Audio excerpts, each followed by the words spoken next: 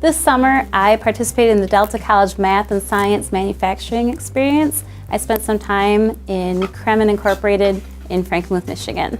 This experience taught me use of computer-aided design software, and with that I was able to bring it back into my classroom. Students are also learning to use computer-aided design. They're doing great stuff. I started off real simple, let's just build a shed.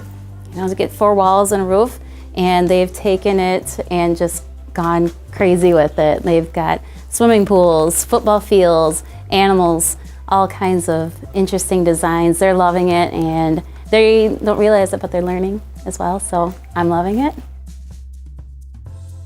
I would encourage other companies to participate in this program. It is a worthwhile program to get your younger kids focused and getting into the trades that we are doing, because it is a good trade to be in.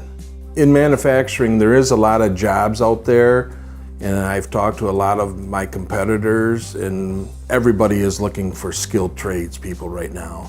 They can help you get into the manufacturing or other industries, but there is a lot of jobs out there right now for manufacturing people.